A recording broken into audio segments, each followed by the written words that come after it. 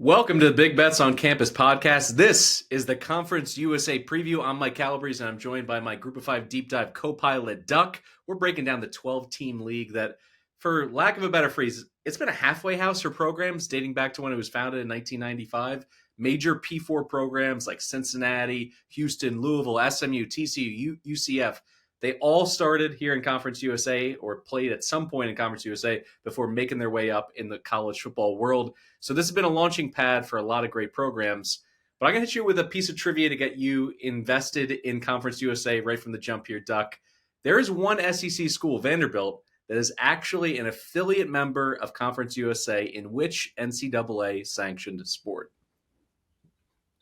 I didn't look this up. I saw that this was in the notes. I thought it was bowling. And so I think it's bowling. Bowling is correct. Who do you think you are? I am. Between the lanes, Vanderbilt is cutting it up with the rest of Conference USA. There's got to be a story there. Why? I mean, I don't know if the SEC kicked him out. The SEC has a bowling league. I don't even know the backstory, but I think it is fun to see a Power 4 program cut it up with Conference USA teams as well.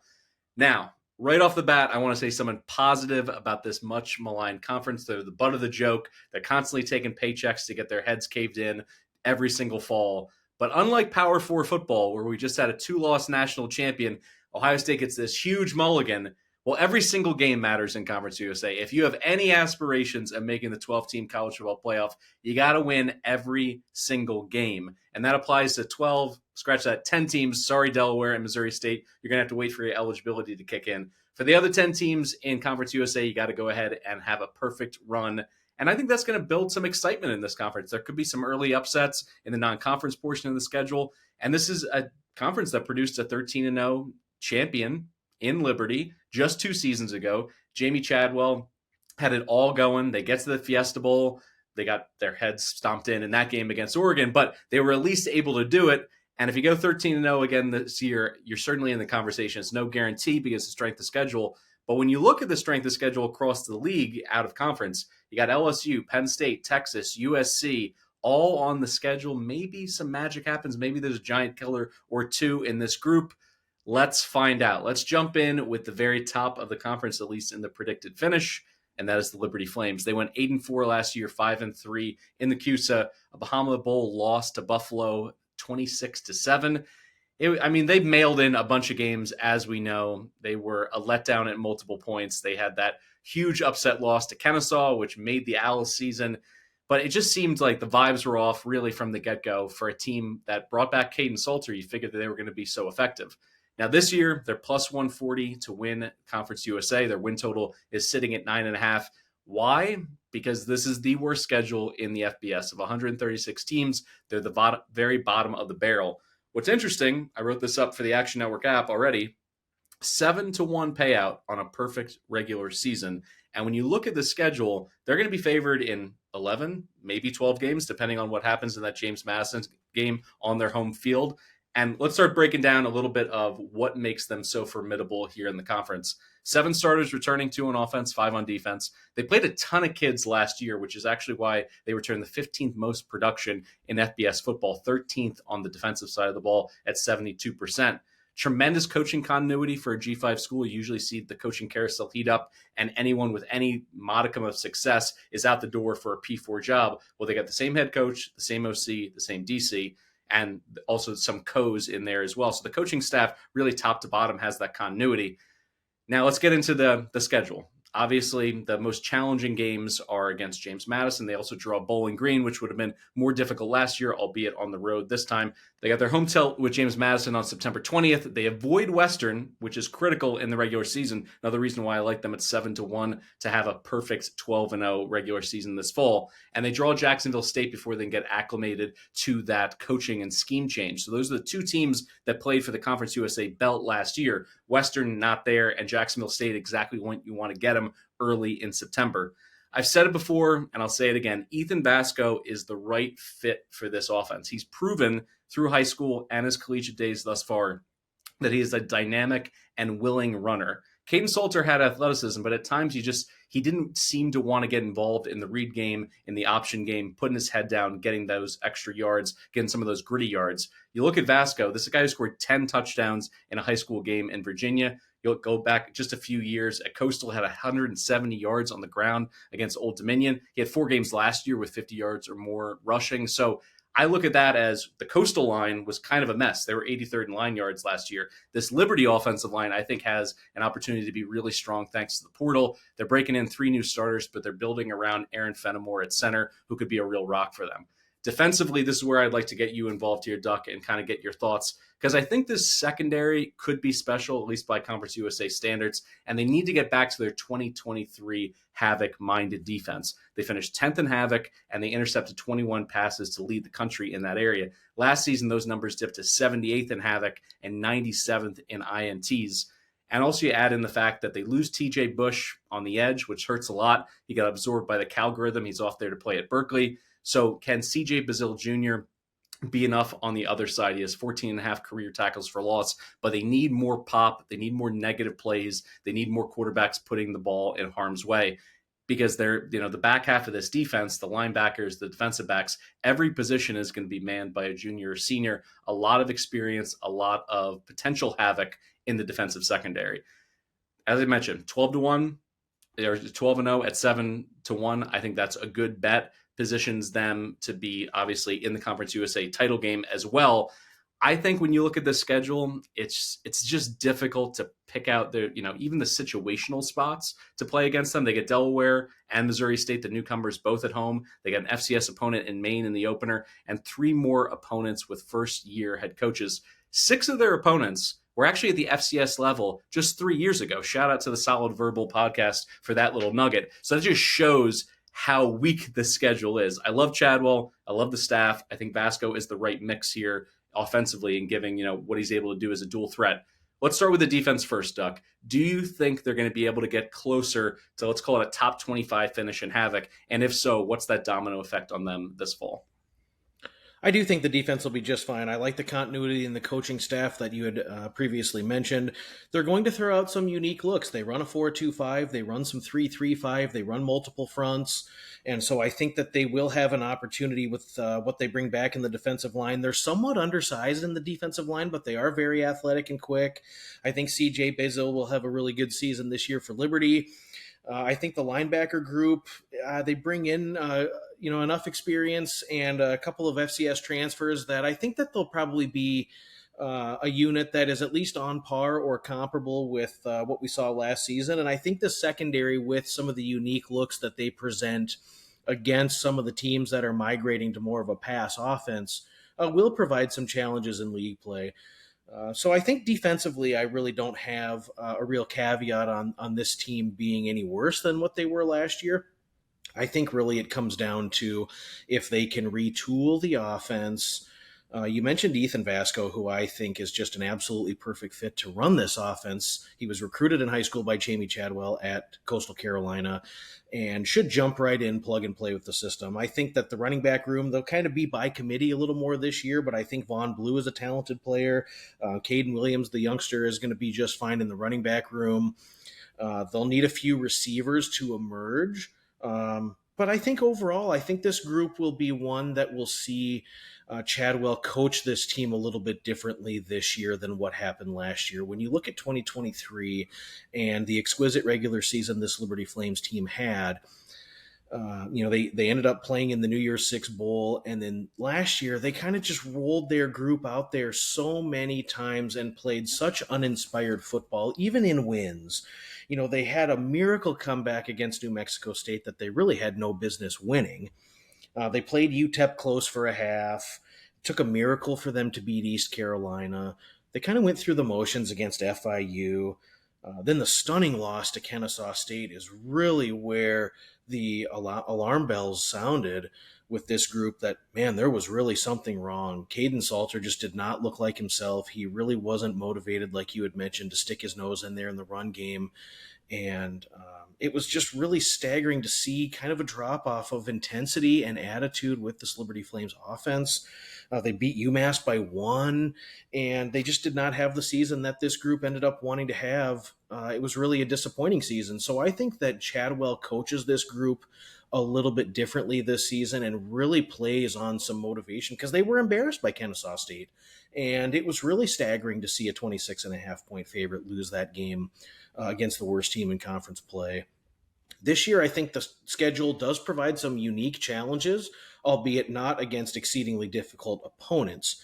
We're going to get an absolute tone setter in week 2. They start conference play on the road at rebuilding Jacksonville State, and certainly that's a game that is circled for Liberty in red ink. That's one they're going to want to get to set their season off right. Then we mentioned the non-conference bout against Sunbelt darling James Madison, and that's going to be a real interesting G5 showdown between two of the premier teams in the Group of 5 conference, with the winner having the upper hand at a potential college football playoff berth later on down the season. Snuck in between those two is a trip to Bowling Green, and Bowling Green is a rebuilding program, but that'll just certainly be a situation where it'll be a little bit more of a tricky spot for Liberty, specifically against the number where I anticipate they're laying 12 or 13 points on the road. So we'll have to keep an eye on that against the spread wagering spot later on down the line. And then they've also got in-state rival Old Dominion on the schedule before they really ramp up conference play. So I think that there are some spots where we're really going to learn a lot about this Liberty team in the non-conference and how they start conference play in week 2. I have them circled in a couple of spots that I think are favorable in conference play. There's no bigger spot than how they conclude their season hosting Kennesaw State in a game that they are absolutely going to want to drop the anvil. And so we'll have to circle back to that when we get to that point in the season. But I think overall this will be a very successful season for Liberty. I think that I'm really interested to see how Chadwell motivates and coaches this team, and I think that the urgency on both sides of the ball will be significantly heightened this season for the Flames. You just can't tie up your money at plus 140. It's a pass from me on the conference title odds. As I mentioned, the 7-1 is interesting as a flyer. You know, you throw a quarter unit, a half unit on it. And then really your only hedge, in my opinion, early in the season is against James Madison. But what's interesting with Sluka being the offensive engine and such a willing runner and someone that you have to account for in the run game, they're going to get a little preview of that with Jacksonville State with Wimsett at quarterback. He was so dynamic as a red zone rusher at Rutgers just a few years ago. So we'll see if that familiarity helps them against the Dukes. But that could be a bet that could be headed in the right direction or dead on arrival by September 20th. So if you want some instant gratification on a futures play, I think you could do worse than 7-1 on a perfect Liberty regular season. That is it for the Flames. We are on to their main competition in Conference USA, and that's the Western Kentucky Hilltoppers. A lot of experience last year because they played 14 games. They went 8-6, 6-2 in conference play. They go in the Boca Raton Bowl, lose to James Madison by 10, 27-17. 4-1 to win Conference USA. The win total sitting at 7.5. They returned just 3 starters, 1 on offense, 2 on defense. 125th in returning production outside of the top 115 on both sides of the ball. The continuity here, though, Tyson Heldon returns for his 7th season at Western. He's taken them to a bowl every single year. He's killed in conference play, 34-13, all top 4 finishes for Helton, and deals with paycheck games. You know, has no problem taking those and taking his lumps, Alabama, Ohio State in recent years. So if there's only 3 returning starters and the returning production is not there, why all this optimism? Well, right away, we get a brand new offensive coordinator from Abilene Christian in Rick Bowie. Not Bowie, Rick Bowie. Know the name, because this is the 5th straight year Western Kentucky has had a new offensive coordinator. So this musical chairs, in some cases, has really helped them. In other years, it's hurt them. His offenses at ACU last year finished 4th in total offense and helped them win their first ever FCS playoff game. Nearly upset Texas Tech in the opener. Idaho, they also had, you know, in a really precarious position late in that game. Idaho was an FCS power. High scoring games there, and it made Maverick McIver a star. This is the name. I'm hoping this gets to be our new Zappy sound drop. If only there was a lot of Maverick related sound drops that we could make. Just please, producers, just machine gun these throughout the season for us, because he is going to be somebody who potentially could throw for 4,500 yards, just absolutely go ballistic in this conference that has a lot of issues in the secondary for some of the defenses he's going to face. And Mav comes to Western, as I mentioned, with Bowie as his offensive coordinator. He looked flawless in the spring. 5 drives, 5 touchdowns. I understand it's spring football. You don't want to put too much into it. I think last year, Gio Lopez went 1 for 13 or something like that, or 0 for 13 in spring ball. So obviously there's always different elements. There's different formats. Coaches are looking for, different responses from different players, but 5 drives, 5 touchdowns, can't get better than that. Defensive coordinator is new as well. Devon Brown and Davis Merritt are going to be co-DCs there. Brown was promoted from DB coach, while Merritt was the linebacker coach from last season. Tyson Summers, the takeaway king, is now gone. He was the old DC. He's off to coach up the Colorado State defense. So something just to keep in mind in terms of the impact on their defense. This was a team that hung their hat on being able to get those takeaways, helping in the field position, and obviously giving them a leg up in every single game that they played. The defense, though, all right, let's start with the attrition. They lost their top 12 tacklers. So how much can we actually know about this defense? By the way, they were also awful against the run last year with all those tacklers on the field. They gave up 3,097 rushing yards. If that seems like a lot, that is an impossible amount of rushing yards to give up. They joined the 3,000 club, which is a special kind of dreadful on that side of the ball. And the thing we know about Bowie from his ACU days is he's going to play fast, which means more plays for the Hilltoppers and more plays for their opponents. So his offense at ACU was top 5 in terms of plays run, over 1,000 last season. The defense, as a result, also faced the 5th most defensive snaps in the country. So to me, this screams bet over every single week with Hilltopper games. This was a team that cashed more unders than overs last season. So what I'm hoping is that there's a little bit of a hangover effect, or people are looking at some of the stats from last year and some of the tempo numbers early on, and they get left in the dust, because I'm not sure this market is going to be able to adjust fast enough to what Maverick and Bowie are going to be doing offensively. I lean over on the win total at 7.5. I think they're going to be right in the thick of the CUSA title race the whole way. But this schedule features roadies at Toledo and LSU. There's also a tricky stretch where they go to Missouri State, then another road trip on a short week to Delaware. I understand that they are FCS newcomers, but I think they're going to present some difficult challenges, some unique challenges, and travel. This is something that you specialize in, Duck, in terms of looking for those sticky spots where, you may not have as much rest as your opponent. You may be traveling, putting a lot of air miles. This is an airplane league. So Western Kentucky having to go to some of these teams on the road, I think could be an interesting spot to fade them. That's it for me. Just big points. Maverick sound drops throughout the entire season. I'm excited for what Western's going to be, and I think they're going to be a really good and interesting team at the top of this conference. What are your thoughts? Yeah, I do too. It's really staggering for Tyson Helton in his 7th year at the helm here at Western Kentucky, and the lack of continuity in the offensive coordinator position is now this is the 5th year in a row they've had a new OC in the system. We've seen this before with Western Kentucky, where they bring in an up-and-coming emerging offensive coordinator with his quarterback, and it worked out very well with Bailey Zappi, which was certainly a fan favorite on this program 4 years ago, and the legacy of Bailey Zappi continues to live on now. But I think that you hit Western Kentucky really right on the head. The offense is going to be projected to be very electric. I think that it helps MacGyver to know that there's familiarity in the system. He has a good relationship with the offensive coordinator. I really liked what he had to say during Conference USA Media Days about feeling very comfortable, even with the level up in competition. He feels good with the new room of receivers that he's working with.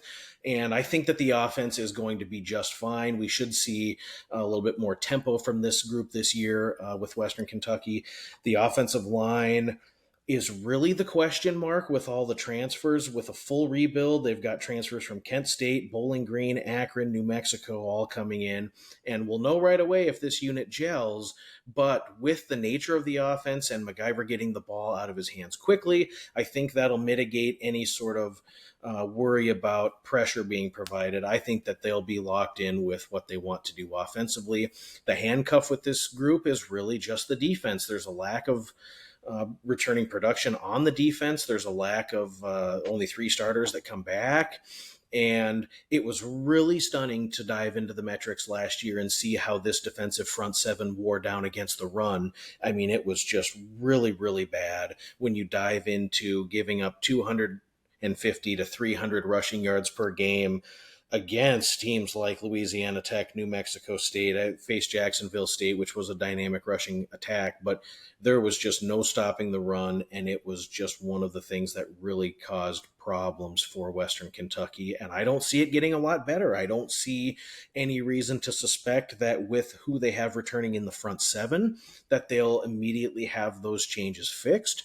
And for that reason, we had talked about high-scoring affairs with Western Kentucky, and I think that the defense will kind of be the Achilles heel for this team this season, the Hilltoppers, and I like to hone in on their overs. You and I have already bet their over in the Week 0 conference matchup versus Sam Houston State. Now, concomitant to what Sam Houston State wants to do, we'll get into that a little later on in the program, but high-flying affairs are what we should see. The win total, I think, is appropriately priced. You mentioned a couple of tough road trips at Toledo and at LSU, which I do think are fade spots for Western Kentucky. They've also got to go to Missouri State.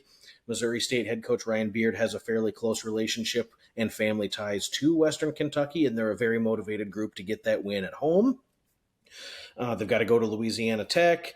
So I think that I would lean over the 7.5, but I don't think that there's a tremendous amount of value, just given the fact that there's probably a couple of losses in non-conference play.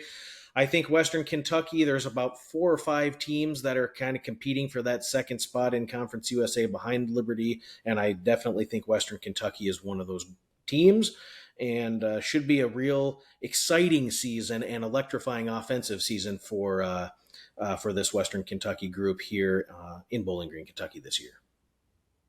All right, next up, I'm going to zig a little bit here and go to a team that's further down the board in terms of their odds to win Conference USA, but I think they're mispriced, and this is why you're listening to the show. You're trying to grab the value that's still on the board, a lot of movement throughout this offseason. But at 13-1, give me the UTEP Miners. 3-9 last season, 3-5 in conference play in Scotty Walton's first season after great success at Austin Peay. Win total set at 5.5, 7 returning starters, 4 on offense, 3 on defense, 43rd in returning production overall, 10th offensively. Walden will continue to call plays, but Mark Calla arrives from TCU to coordinate this offense. Bobby Daly comes in from Montana State to coach up this defense. His Bobcat defense was fantastic last year, 11th in scoring D, despite playing an FBS opponent and 7 ranked FCS foes. So not everything is made, created equal at the FCS level, but they certainly had a challenging slate, and they were able to elevate their play throughout the entire season. He has returning starters at all 3 levels of this defense, but they'll need someone to pop out of the portal, particularly in the trenches, because pressure was their calling card last season. Assad Hall from South Carolina State could be that breakout candidate after making all MEAC last year. They have depth here, but they need a game changer, so we'll see if that materializes. Offensively, they have some really nice weapons. They got Hashawn Wilson from Charlotte at running back. They got Cam Thomas in that minor back role, and they also have Kenny Odom, who averaged over 16 yards per reception last fall. But who plays quarterback? We'll get to that in just a moment. As I mentioned, year 2 is when I was targeting Scotty. I know they're going to take their lumps. They're, a huge philosophical change in terms of tempo, in terms of, the formations they were putting out there, the pressure they were putting on their quarterback, as opposed to the previous regime that wanted to shrink games down and play ground and pound. They got smacked around last year. Let's just call it what it was. They lost so many of their first games going away, but then they closed 3-3, and 2 of those losses were by 1 possession. So they were not all that far away from being middle class in Conference USA, if not a team that was kind of knocking on the door.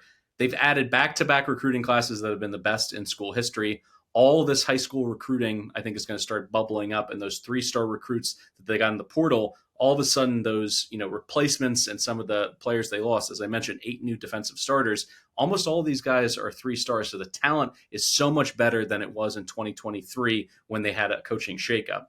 Then there's the schedule. You got Tennessee Martin, shout out to the Skyhawks, both newcomers in Mo State and Delaware, New Mexico State, Jack State, Louisiana Monroe, and La Tech at home. To me, that's 7 winnable games right there. The only surefire loss is down on the 40 acres against Texas. Winnable roadies at Sam Houston and Kennesaw, certainly. They even get Liberty at home. So I love this schedule, particularly for their win total, 5.5. I think they're going to get to bowl eligibility. I think they're mispriced in this market at 13-1. If I was pricing it myself at one of these books, I would put them in the single digits, probably 8 or 9-1. It may not seem like a huge difference, but I think in a conference where it's just begging for that second cut of teams below Liberty and Western to elevate themselves, I think UTEP should be front of the line there. Sam Houston and Jacksonville State, for example, they have shorter odds. I don't see that. I think it's silly based on what UTEP has offensively and the potential upside. Skylar Locklear, here's the question. Is it going to be him? Is it going to be Malachi Nelson? Who finally seizes this job? Nelson's brought in, a former 5-star, 4-star recruit, depending on the service. He didn't win the job in Boise. And, there's some questions about his health going into last offseason. When is this guy going to show up? And if he doesn't, can they still elevate offensively and play the kind of football they're playing down the stretch, carry that over into the season with Locklear? I have my concerns about the offensive line. This is the only wet blanket I'm going to throw on Miner Nation here. One returning starter from a unit that finished 99th in line yards and 101st in pass blocking per PFF. But I'm in on this over. I'm going to sprinkle on the CUSA title as well. This was a league where, I nailed Jacksonville State last year. I think there's always value in teams not at the very top of the board because from a talent perspective, UTEP's going to be pretty close to Western Kentucky, certainly. And I think that's going to be the main competition to get into the title game out, to play Liberty. So I'll go ahead with the Miners. What are your thoughts on Scotty Walden and what he's building out there in West Texas? Well, Scotty Walden is a great coach for this program. He's a real motivator. He's a high intensity and high energy coach, and he lives and breathes UTEP football. And that's absolutely what this program needs, a real shot of adrenaline in the arm to kind of reinvigorate this once proud group. And this fan base is dying for a winning El Paso football team. And I think he's the guy that's eventually going to get it done there.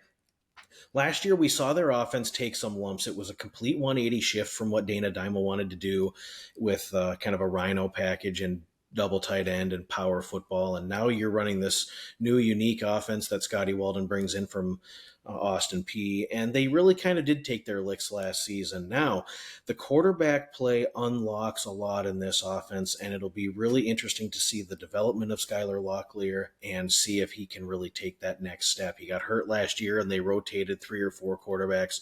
My goodness, at one point they were even down to J.P. Pickles starting at quarterback, so it just did not really go the way that they wanted offensively last season.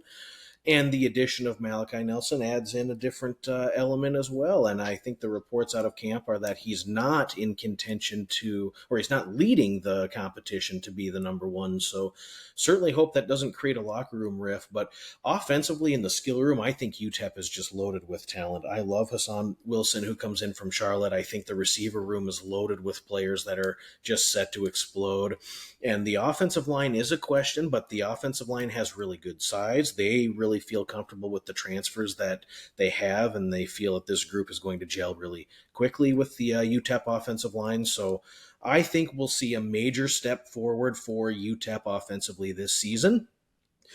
Defensively, this group was really quietly good at a lot of things that you want to be good at. They were a pretty decent third down defense. They bowed up pretty well in the red zone, forcing 9 empty possessions and 8 red zone field goals. And then you talked about the defensive havoc metrics, 87 tackles for loss and 36 sacks. This was a front 7 that got after it. Now, the real question defensively is, can they get these transfers up to speed and get them in position to replicate that success? I'm glad you didn't mention the name because I will. The guy who's going to anchor this defense is Micah Davey, who comes in from McNeese State and had 311 tackles in 3 years at FCS. This guy is absolutely a stud and will fit right in with what UTEP is wanting to do with their alignment. He will certainly have his mark on how this season goes for UTEP.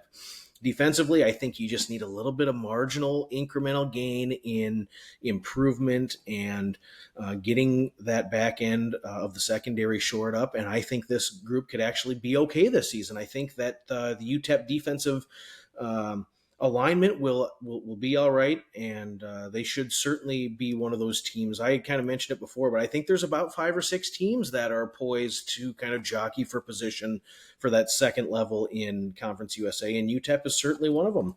with the schedule, over 5.5 definitely seems not out of the question at all. There's a team that's going to have a lot of shots on goal. I count 10 winnable games, if I'm being honest with you, and I think that you've got a great start in the non-conference with a trip to Logan, Utah, and that's certainly going to be a winnable game with Utah State in defensive disarray, and we'll see how that goes in Bronco Mendenhall's first season up there. Louisiana Monroe will be a challenge, but certainly not unwinnable, hosting that game in the Sun Bowl. Conference foes, Louisiana Tech, Sam Houston, Kennesaw State, a descending Jacksonville State team. New Mexico State in the I-10 rivalry is winnable, and then the two newcomers in Missouri State and Delaware are certainly winnable. So I think that a very successful season for UTEP would be to go 6-6 and make a bowl game and give those fans something to be excited about. But it would not surprise me at all if the Miners end up at 7 or 8 wins this season, if things absolutely hit home runs offensively and if the defense shows marginal improvement. All right, let's keep the train rolling to another team that's, well, they actually don't have odds to win Conference USA because they are not eligible yet. They're going to have to do the James Madison experience where no matter how well you play early on, you just got to pound your fist on the table and just wait your turn. That, of course, is the Delaware Fightin' Blue Hens. UDEL joins Michigan as the only FBS program to wear the winged helmet. The Fightin' Blue Hens design originated in 1951 when former Michigan football player David M. Nelson took over as head coach. Shout out to Steve Helwich from Underdog Dynasty for that nugget. Now, Delaware is prepared because they are one of the best FCS programs in terms of consistently winning. They're not going to come in trying to figure out how to be a winning program, how to have an off-season program, how to do things in the locker room. This is a team that expects to win. They went 9-2 last season overall, 6-2 in CAA. Their win total is set at a modest 4.5. They have 12 returning starters, 5 on offense, 7 on defense, 20th in returning production nationwide, 4th defensively. And I think that's what's going to be able to keep them in games as they get their feet wet offensively at the FBS level. Ryan Carty had an incredible mentor in Casey Keeler. He's someone that we've loved here at BBOC. We wish him luck now leading the Temple program. But his mentor has prepared him, and it really shows. He's 26-11 in his young career, leading UDEL to back-to-back FCS playoff appearances when eligible. Manny Rojas is his defensive coordinator, and he's a really good one. Top 25 in scoring and total defense, solid Havoc numbers, and he's working with a secondary that's nearly fully intact. They use 3 safeties as a part of a 3-3-5 look, so to have that experience there, they're not going to have a lot of blown coverages, not going to give up a lot of explosive plays in year one at the FBS level. Noah Matthews arrives from Kentucky, could be a force off the edge. He's someone that they were very fortunate to get through the transfer portal. This could easily be a top 4 defense in Conference USA from day one. It's going to require a few things to work up front for them, but in terms of, as I said, not having those big plays, those explosive plays work against them, having their secondary basically be firefighters, keep everything in front of them, keep those explosive plays at bay. I think that's going to give them a puncher's chance in the league every single week once we get into Conference USA play. Offensively, though, there's obviously some moving parts here and not in a good way. They lose Marcus Yarns, who's trying to secure a roster spot with the New Orleans Saints. He pumped in 29 TDs in the past 2 seasons. That's a lot of production to replace. The staff is high on Jonathan Silver, though, and the receiving core returns a lot of contributors, but no clear top dog, wide receiver 1. So when you look at the rest of this offense, you got to start with the offensive line, which does return 3 starters, and they added some depth in the portal, but quarterback play remains a bit of a mystery. Will it be Nick Minicucci or Zach Marker? Who knows at this point? I think it's going to be an extended fall camp competition. Nick played at a big program in New Jersey, Don Bosco, popped up last year into the starting role, had 13 total touchdowns in 4 starts down the stretch. But just like Marker, they had some injury issues at times in their career, but he did show some dual threat potential. Marker on the other side can't really run, but he did throw 10 touchdowns last season without a single interception, although he has problems with sacks. So I think this is going to be a question philosophically for Carty and his staff. Do you want to go someone with the higher upside with Minicucci, who can move around, who can make plays happen when the pocket breaks down, or do you want to go with a very accurate passer who needs a clean pocket? They both seem like they could be above average Conference USA starters if the line performs to expectations, but they're also going to need someone to emerge on the perimeter as a go-to weapon. Depending on how this season shakes out, I could see them being favored in 4 home games. You got Delaware State against the Hornets, Middle Tennessee, La Tech, and UTEP, depending on what shape the Miners are when they come to Newark. Surefire losses at Colorado, at Liberty, but the rest of the slate could get really interesting. I think this is going to be a team that you don't want to make your mind up as a gambler early on because of the transition, because of the quarterback questions. I think they could kind of be a high variance team throughout the season. Could they win on the road at FIU, Jack State, Sam Houston, or maybe even a completely rebuilding Wake? I don't think it's the craziest thing I've ever heard. I lean over the 4.5, no official play out of me here, but their starting 22 has the makings, in my opinion, more of a 5-7 team this year than a 2-10. We'll call it a year 0 squad. So I'm going to go ahead, no official play. I think the Blue Hens are well positioned to be borderline knocking on the door middle class Conference USA here in year 1. What are your thoughts on UDEL? I think they are poised to have success. It's a really proud program. It's a program that's excited about this jump, and it's a group that really plays hard-nosed effort football week in and week out, and that's been their calling card at FCS for a long time. And so I think that this Delaware team is poised to have a successful first year in Conference USA. Now we'll have to really define what that looks like. I look to play Delaware early in the season. To just touch on a couple of things you said, the quarterback position last season was just riddled with injuries. Both Zach Marker and Miniucci were hurt, and they actually even had to rely on Braden Streeter to start one game for Delaware last season. So as long as the quarterback position can remain one that is healthy and free of injury, I think that they'll compete well in Conference USA action. I look for Ellison in the running back room to have a pretty decent season so long as the offensive line can get shored up. They've got 3 starters back from last year's offensive line, and they've got 2 reserves that have kind of grown up in the program that they're now just asking to step up and do a bigger role with the team. And so I think offensive line play will you could say this about any team, but offensive line play would really be something to watch. Defensively, I think that the front 7 is undersized. I think that they're fast and they have some speed, but they are undersized, and I do worry about depth late in the season where a lot of their winnable games are, so we'll be real interested to chart Delaware and see how the depth holds up. It's easy to suspect that maybe it doesn't, but we'll see. I think that they're really soundly coached. I think that they can execute well and be in positions to where they can see several wins. I definitely think it'll be interesting. If you look at Delaware and Delaware State, not nearly on the same playing level. They should blast the Hornets, who play in the FCS MEAC, and they're just a real bottom feeder program and not very competitive. So Delaware should certainly start their season off there. And I'm real interested to see what this line's going to be when they go out to Boulder for a national TV game. I could see them catching 20 points or more, and I'm real interested to see them in their real first premier national TV spot and how that program performs in Boulder at elevation. Then they come back and double back for a Northeast rivalry contest against University of Connecticut before they have to go to Miami. And I think that Miami spot, or at FIU, could be possibly a little downer spot. I think they might be looking for the bye after week 4. So I don't know necessarily if that'll be their best effort. But then in the middle of the schedule for Delaware, you have 25 days where you only play one game. You get the bye, and then you get a Western Kentucky team that you host. Then you get another bye, and then it's at Jack State on October 15th, and then you continue the last 7 games of the season. So depending on what I see from this defensive group and their depth and how they've performed, there could be some spots where this team could be looking at securing some wins late in the season, particularly Louisiana Tech, Sam Houston State, and then that last game of the season, specifically if UTEP has already secured bowl eligibility, there's really not a lot that I can see the Miners showing up for in that last game, but this will be Delaware's Super Bowl game with their last game of the season on senior day at home with no bowl game in sight, so I could definitely see a real spirited effort out of Delaware there.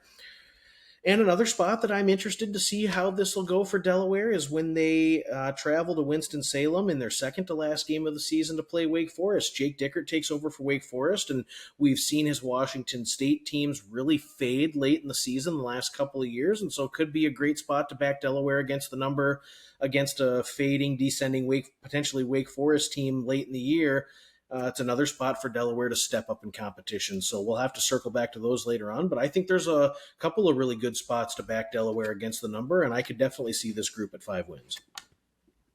From Delaware to a team that has a lot of swag and certainly on this program is going to have a lot of sound drops. Mr. Worldwide, Pitbull himself being the proud backer of this program. The stadium's named after him. Let's talk FIU. The Panthers 4-8 last season, 3-5 in conference play. That was enough to clean house, get themselves a new coach. They are 14-1 to win the conference this year. Their win total set at 5.5. They have 3 starters returning, 2 on offense, 1 on defense. Critically, their quarterback, Kewan Jenkins, 102nd in returning production overall, 98th on both sides of the ball. Let me say this straight away.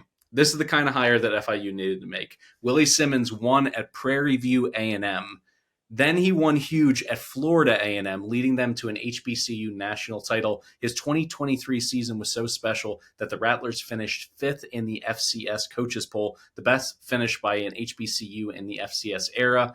Winning at these places means 2 things. You can evaluate talent and you can recruit your butt off because you don't have the money to compete with the big boys. You can't miss when you have an opportunity and get into these recruiting wars. But also, you need to be able to coach up who you have on hands. You can't just go into the portal and buy talent. So Willie comes into a program like this that needs to do more with less. I think he's the perfect guy. He earned a reputation in the state of Florida already with all the high school coaches as an elite recruiter, somebody who knows every single high school, every single coach. He's a player's coach. He relates to these kids. Even like a little tidbit, he's a huge sneakerhead. He's got like 400 pairs of sneakers. He's well dressed. He comes in, he commands a room. And as one of the rare African-American FBS head coaches, I think that gives him a leg up to be able to go into some of these predominantly Black communities and be able to offer something different. Because FIU is not just going to be able to drop off a bag. It has to be a bit cultural. It has to be a bit about him being a player coach relating to these kids.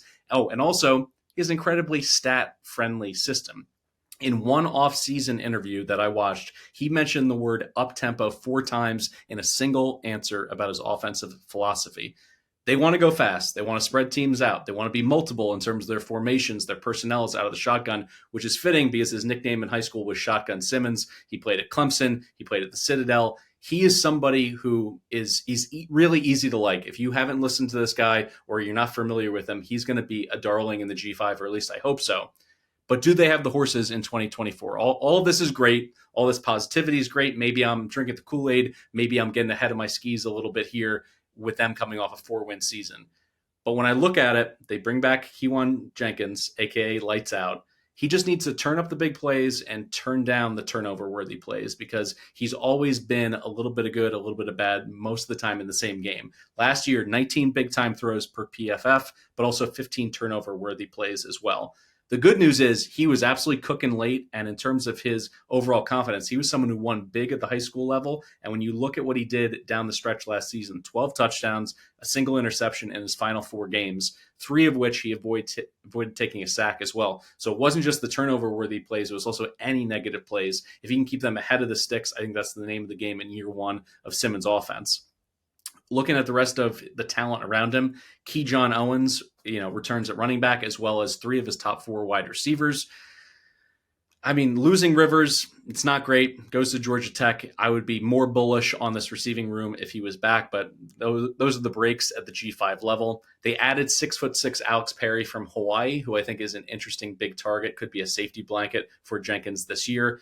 and three-star linemen from Middle Tennessee, UAB, and Miami, Florida. I think there's a chance, given the pieces, that they're going to be, borderline fifth or sixth best offense in Conference USA. And if they do that, I think the transfers could be enough on the defensive side of the ball. They're counting on at least 5 transfers to make an impact and be starters. All of them were 3-star guys from programs like Colorado, Florida State, and Illinois.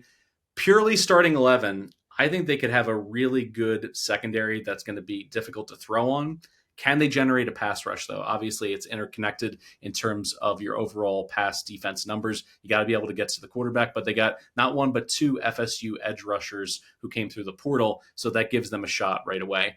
Now, you've broken down the schedule beautifully for the first couple teams we've discussed here in the CUSA. They get a win over Bethune-Cookman. They take a paycheck loss to Penn State early on. They likely lose to UConn and Liberty. But then after that, in my opinion, every single game is winnable. I think this total is spot on. I think schedule-wise, I don't necessarily love how things break situationally, like catching Jacksonville State and Sam Houston to end the year. I prefer to play those teams early in their transition to new coaching staff and new philosophies. If they played them in September, I think at this point I'd chalk them up as wins. But right now you're giving these teams time to grow, so we'll see if that goes off more as a coin flip game down the stretch. I think in the end, I'm going to back them situationally. Like, they have a lot of juice, not just with a first-year coach, but they bring a lot in from the community perspective. They got Hispanic Heritage Night at Pitbull Stadium, where they're in the Biscayne blue uniforms against Delaware. It's going to be a wild scene when they wear their Miami Vice uniforms. When they host Kennesaw, they're going to have that like speedboat yacht in the end zone. This is the kind of stuff that you need to do at the G5 level to be able to drum up some excitement for the program. I think it's going to help. They're going to have more swag, certainly, than any team in the conference. Will that translate to wins? I'm not putting my money behind it at 5.5. As I said, the number I think is just right. 14-1 doesn't move the needle for me from a conference future perspective. But situationally, I think this offense could work if Jenkins gets cooking early. And this offense, as I said, is stat friendly. There could be some overs to consider as well. But I'm just excited to see Willie Simmons settle in as an FBS head coach, because he certainly deserves it. Yeah, staggering similarities in my notes. And we've got a great loyal following here at BBOC, and I love the traction that our G5 deep dives have seen grow over the years. We don't compare notes, and this is a real interesting case study for FIU, but my sentiments on the Panthers are very, very similar. I think this team has the potential to be a real feisty out this year in Conference USA. We talked about Lights Out Jenkins coming back for year 3 in the program, and I thought that he showed some significant flashes of brilliance last season. Willie Simmons is just an absolute slam dunk hire for this program. He's a real players coach and a coach that is able to connect with the group of guys that he has in the locker room, something the previous regime was really unable to do. They will probably deploy a running back by committee approach this season with Keyshawn Owens and Devontae Lyons splitting carries, and then we'll see Anthony Carey get a few carries as well in a spell role. Yeah, Anthony Carey coming from Georgia Tech, he's kind of, I wouldn't say a mystery. I think they just aren't necessarily counting on him to be the bell cow back. But if he were to pop, that wouldn't surprise me at all, which would put a lot of wind in their sails offensively. It really would. And I'm glad you mentioned Alex Perry from Hawaii. He's a great receiver get. And with what they lost in the receiver room last year, I think that this kind of mitigates those losses. Offensive line is a concern, as almost all these teams have had. You're transitioning, you're plugging some guys in from FCS, you're looking for people to fill in some big holes. I like the fact that they have Julius Pierce, who was at the program, left and has now come back. Looks like 3 sophomores are possibly going to be expected to start, and so some of those players have at least some game reps, so not a completely green unit there. Defensively, there's actually some things to like for FIU. The DC was retained and is in his 4th year, and so there's going to be some continuity on the defense. Last year in third down defense, 55 of 171, 32%. This team did really well at getting off the field on third down, and they were really able to bow up in the red zone quite nicely. There was a lot of empty possessions, 10 empty possessions and 10 times where opponents had to settle for red zone field goals. So it was only a touchdown about a little over half the time that you got into the red zone with FIU. And so they actually had a little bit more intestinal fortitude than what you might think. I think the secondary has a chance to be really special. They have three really consistent players in the secondary. They think Brian Blades is an NFL-type defensive player, and I think that they will be okay against the pass this season, and they're going to have to be with some of those passing offenses that we've talked about coming into Conference USA or changing schemes. There's really not a tremendous amount of bad, and so I think the floor for FIU is probably higher than what many people might think with the Panthers this season. The key games that are going to make or break their season are going to be at rival FAU. It's not gone well for the Panthers over the last 7 meetings with FAU, but this could possibly be one of those games where maybe they steal a win there at FAU. I think it'll be critical to see how they start their season against Delaware in conference play. It'll be real interesting in a revenge spot to see how they play against Kennesaw State in the middle of their schedule. They get to host Jacksonville State at the end of their schedule. They go to Sam Houston. They go to Middle Tennessee. So there is certainly plenty of winnable games on the slate. I think the win total is appropriately priced, but it would not surprise me at all if this team were to go bowling this season. I just look at some of the results from last season that were losses. Had a close loss against a strong FCS Monmouth team. They had a really close loss against Liberty, which went to overtime. They had a real close bout with Jacksonville State, and then they lost by 1 point against Kennesaw State. If the breaks go their way and they're 8-4, what's the narrative on this FIU Panther team this season? They're probably the narrative is that they're vying for a Conference USA title. So I think this has a potential to be a real feisty out this year in the Panthers, and I think FIU will have a good season. Football season is here, folks, and we've got some huge improvements and updates coming on the award-winning Action Network app, which we're very excited to discuss in the weeks ahead.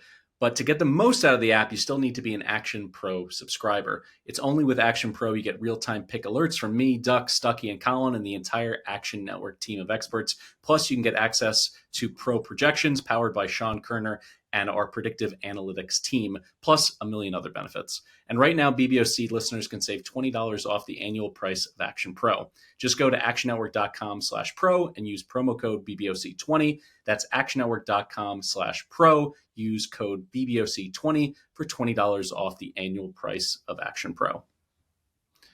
We turn now to the other newcomer at the FBS level and here in Conference USA, the Missouri State Bears. They went 8-4 last season, 5-2 in their conference play. They nearly upset number 3 Montana at their place in the season opener. You don't just go in and knock the Grizzlies around on their home field. So a very impressive performance there. Their win total is set at 4.5. They also cannot win the conference title just like Delaware, so they can't even get to the title game. 10 returning starters, 7 on offense, 3 on defense, 17th in returning production nationally, 8th on offense. Question right off the top, could they have the best quarterback in the conference? Because they got the big kid, Jacob Clark, 6'5", 225 pounds, completed almost 70% of his passes last fall, 3,600 yards, 26 TDs, third in passing efficiency at the FCS level. Isaiah McMorris comes in from Nebraska, a former track star. He can stretch the defense. James Blackstrain came from Georgia Tech and made an instant impact. And Jamarie Robinson is a former FCS All-American. Dylan Hipp could be a breakout star at tight end. He's 6'6", 240 pounds, formerly of Ole Miss. Shamari Lawrence is an okay option in the backfield, but it's really an offensive line that needs to play better. I think that's the bugaboo for them. I think that is where they will sink or swim this year. They were a young offensive line last year that allowed a lot of hits on Clark. They returned 4 starters now. So when this pro-style offense is humming, he has time to operate their blocking efficiently, and Clark can pick teams apart down the field.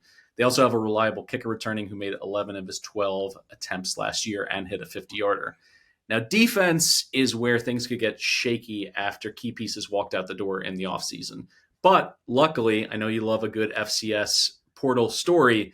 Jalen Brooks needs to come in and play like a man possessed, which he did last year at Campbell. He had 118 tackles, 8.5 tackles for loss. He needs to play really well in the box because this line could get bullied, and the secondary is relying on new faces to slow down passing attacks that they're going to face. Speaking of which, USC and SMU in the first 3 weeks, and then they go to Western Kentucky on September 27th. just like with Delaware, just pump the brakes. Don't make up your mind just based on the statistical profile at the end of September, because it's going to be skewed in a really bad way in terms of their passing yards that they're giving up. Still, just like, some of the teams we've discussed, Western as one of them, this team screams over to me on a weekly basis because they're going to get bombed aerially. And that's what I want, frankly. I want some of these early Missouri State overs, lock them in early before the market catches up to them. And then I could see them turning a corner later in the season against a closing slate of Middle Tennessee, New Mexico State, FIU, Liberty, UTEP, Kennesaw, and La Tech. I could see a 1-4 turning into a 5-7 where they're feisty.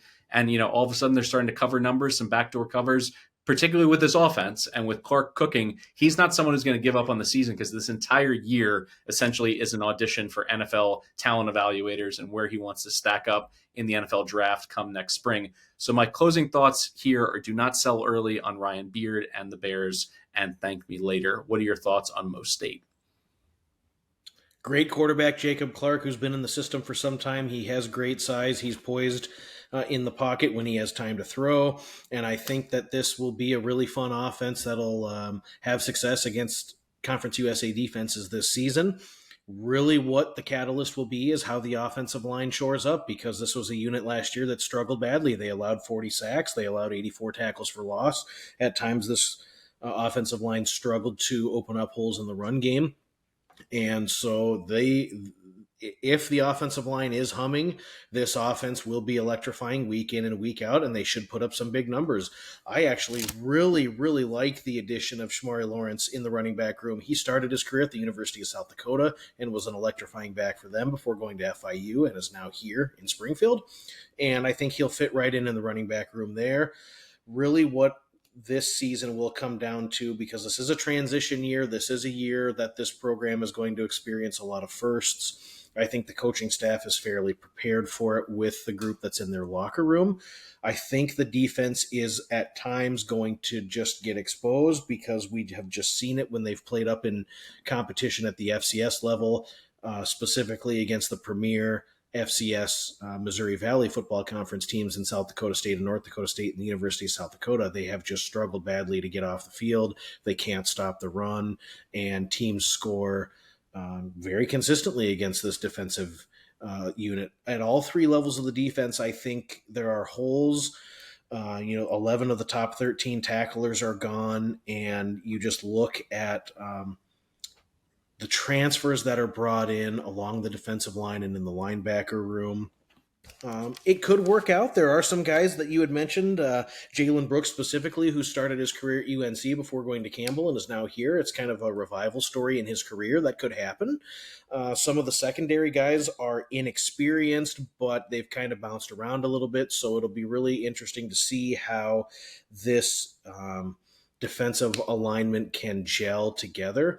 We'll know a little bit about this team after they go to the Coliseum and face USC, but then they'll have a couple of games that I think are winnable. I think they'll find it a lot easier when they've got to go to Marshall. We'll talk Marshall later on in the offseason here, but I don't think that that'll be something that's unwinnable.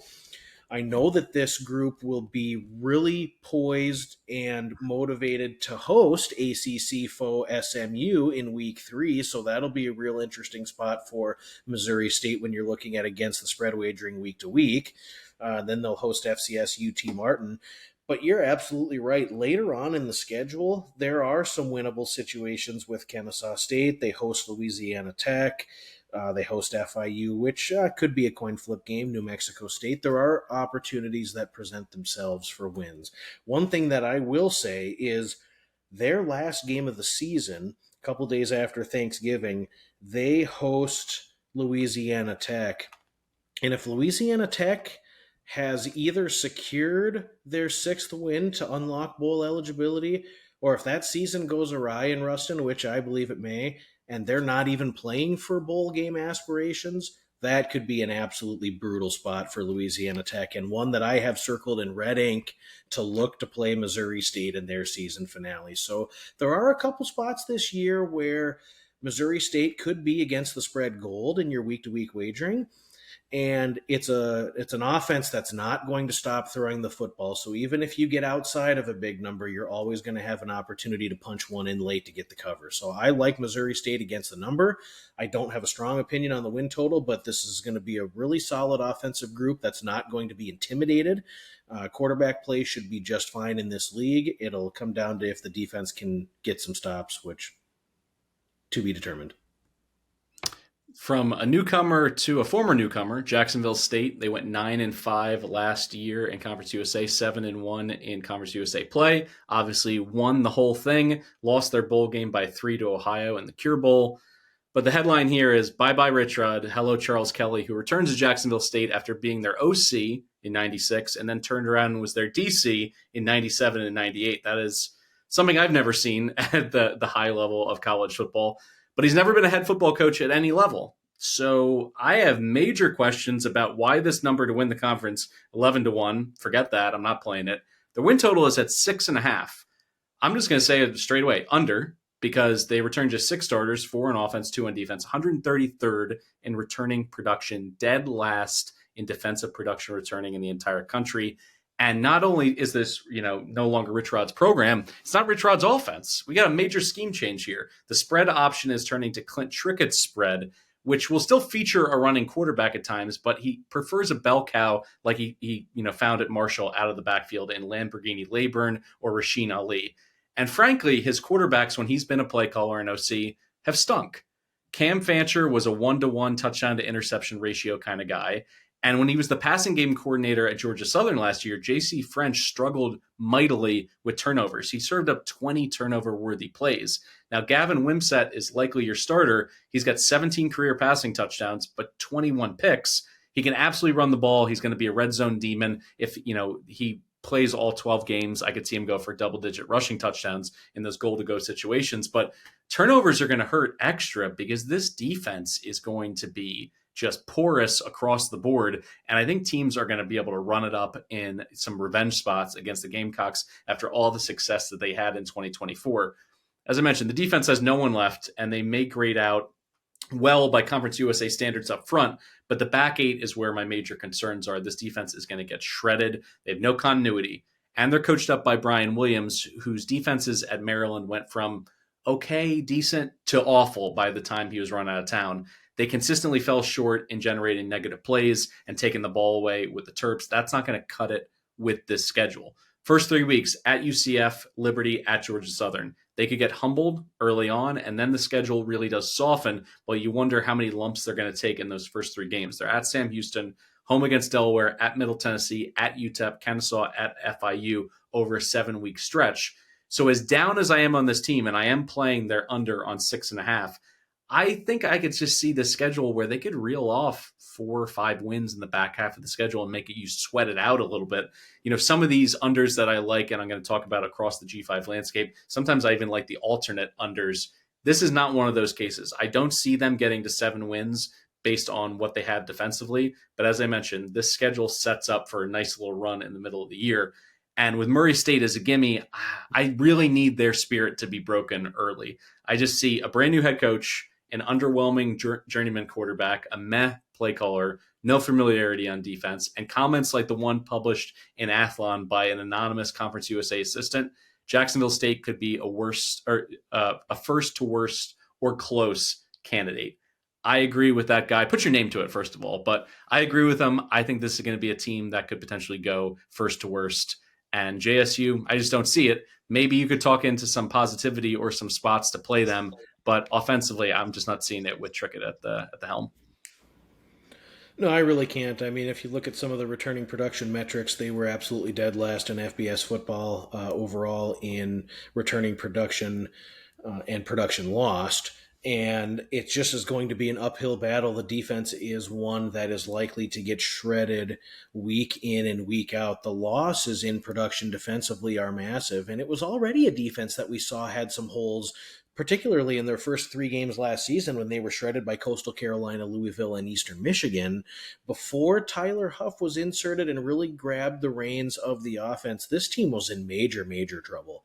Now you have the scheme changes on both sides. You have a new staff. You have quarterback coming in. That's Gavin Wimsatt, who had marginal success at Rutgers and not very much over at Kentucky before now landing here.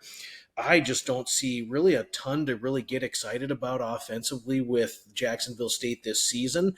And I think the schedule provides actually some significant challenges. We talk about the non-conference with Central Florida, Liberty, going to Georgia Southern, which will be a strong Sun Belt team this season. And then after the gimme game against a weak FCS opponent in Murray State, they've got to go to Southern Miss. That's kind of one of those swing games for Southern Miss where maybe people thought that was going to be a loss, but you and I knew early in that Southern Miss offseason that that's one that they'll certainly have circled to get in the win column, and a much improved Southern Miss team. So I totally see a 1-4 start here. And there could be some plausibility that you could drum up a few wins in the conference slate, but I think going to UTEP on back-to-backs with Middle Tennessee and UTEP in the middle of that schedule is going to be really tough. Hosting Western Kentucky, who will be on revenge for losing the CUSA championship game last season, in a team that will have their own holes defensively, but still a much improved offense and will probably have much more to play for at that point in the season. Going to FIU will be no cakewalk. I mean, I think there's still room to go here. I think Jacksonville State is poised to take a significant step back. When you look at the electrifying offense that we saw from this team last season and piling up the rushing yards, scoring 40 or 50 or even 60 points in conference play, throw all that out the window. It's going to look a lot different here in Jacksonville, Alabama this season for Jacksonville State. They will not have as much punch offensively. The defense is going to be leaky at all 3 levels. It's under all the way. Under 6.5 was a regular season win play that I made. I don't like anything for this team as far as a conference future. I just don't see it here in this first year. And frankly, I really think they just kind of settled at head coach. I know that they like the fact that he had recruiting ties to the area, but I'm not in love with the hire of Charles Kelly. It may work out, it may not work out, but I definitely don't see a tremendous amount of success here in year 1 for Jacksonville State. I've got him at 4-8. It would be my favorite under of a 6.5 across the entire board if it wasn't for the next team on our list. Louisiana Tech, the Bulldogs, 5-8 last year, 4-4. They did get to go to a bowl game when Marshall backed out of the Independence Bowl, and they got smacked around by Army for the effort, losing 27-6. They're plus 850 to win Conference USA. That's a pass for me. As I mentioned, the 6.5 on the win total. It's my favorite under here in the CUSA. 8 returning starters, 5 on offense, 3 on defense, 93rd in returning production, overall 102nd defensively. Sonny Cumbie was on the chopping block after a 3-6 start to last season. He's got 2 years remaining on his 5-year deal, and if La Tech axed him, they'd owe him 75% of what's left, which obviously is pretty small if they fire him after the season. Why do I hate La Tech? Maybe it's the millennial in me, but this was once a fun offensive program. The Tim Rattay, Troy Edwards, Colby Camerons that came through Ruston. Sonny Dykes was coaching this team 10 years before he coached in a national title game. The players, the coaches, the offense, it all had juice. Under Cumbie, this offense has gotten worse every single year. It bottomed out last fall, scoring less than 3 touchdowns per game, 111th in total offense. And the very first thing you're going to read, because it's the job of the writers in these preview magazines, where's the silver lining? Where's the hope? You're going to hear about Evan Bullock. He protected the football last year as a freshman, which is a great thing. But I call this the Neil O'Donnell effect. My late father and I used to hate Neil O'Donnell, quarterback for the Steelers and the Jets, because he would always get his butt kissed by announcers saying, the guy doesn't turn the ball over. He never had a double-digit interception season, despite being a full-time starter for most of the 90s. What was his secret? He just ate the football. Every single time that there was pressure or a tight window, just take the sack. He got sacked 45 times in 15 games in 1997. He was simply afraid to throw under pressure. That's the Evan Bullock experience, at least what he put on tape as a freshman. He got sacked every 10 dropbacks for La Tech last fall. That was the secret to not throwing picks. That was the second highest sack rate of any full-time starter in FBS behind Jackson Arnold, who was constantly under attack in Norman with that Oklahoma offensive line in shambles last year. So the question is, did La Tech's offensive line get any better? They returned 2 starters up front, but they're going to likely rely on 2 sophomores, Roy Brackens III and Keystone Allison at the guard spots. Allison is brand new. Bracken saw limited action, and they lost a potential starter to Wake Forest late in the transfer portal when it opened up in late spring as their left tackle, who would have been a senior. He would have come in. He had 4 years on campus. That is another big loss. The receiving core is also super green. I got a bad feeling about this offense just being stuck in the mud for the majority of 2025. And this schedule has quality opponents kind of sprinkled throughout that I think is going to keep the Bulldogs from building any momentum. They're at LSU. They got a home game against Southern Miss in September. They got Wazoo and Liberty back to back late in this schedule. I just don't see it. And really, the only reason why they were competitive last year was defensive coordinator Jeremiah Johnson, who's off to Coastal. He did a bang-up job for La Tech. I think that's actually underselling it. I think given the talent on hand, it was one of the best coaching jobs in America last year. They were 12th in total defense, 25th in third down defense, top 25, 14th in red zone D. Just a tremendous situational play caller. When you saw them in pivotal moments when they needed to get off the field or they needed to hold teams to 3, they did it. And the offense was constantly putting them in bad positions, and they still delivered. The fall off to Luke Olson, the new DC, from a pure coaching perspective, I don't think it's going to be huge because he did a great job at Jacksonville State last year, but I see the personnel taking a big hit here. Their front 6 returns just 1 starter. They didn't address that adequately in the portal, in my opinion, so this could be problematic right from the jump. Lots to like in their secondary, but a lack of pass rush, as I mentioned earlier in this preview, has that ripple effect. So I'm going to go under here. I'm going to see, the losses to clearly LSU, Wazoo, Liberty. And then I just need 3 more from the home games against Southern Miss, Western, roadies against FBS newcomers, Delaware, Mo State, UTEP, Kennesaw. I see 5 and 7, if not 4 and 8, or as you mentioned, potentially the entire thing collapsing and a midseason firing. The coaches, are looking for new jobs. The players are looking to the portal early. They're on social media, basically putting their hand up, come save me from this sinking ship. I think this is the sinking ship for a team that is being priced as a middle-class potential fringe contender in Conference USA. I don't see that at all. I don't think their offense is going to take the step forward needed for the defense taking a step back. What are your thoughts on the boys from Ruston? Seems like the boys from Ruston, this Louisiana Tech Bulldog platoon is one that's getting a lot of love in the preseason in Conference USA circles, and I don't understand why. You mentioned Jeremiah Johnson was an incredible defensive coordinator. You saw so many flashes of what he was able to do with that defense in the bowl game against Army, where the offense did absolutely nothing, continued to put the defense out there, and the defense really hung in there against Captain America and Army and made it really difficult for Army, really limiting what they kind of wanted to do. And that defensive line really showed up and showed out really all season for Louisiana Tech, but specifically in that bowl game. And he's off to Coastal Carolina, and the defensive production is lost.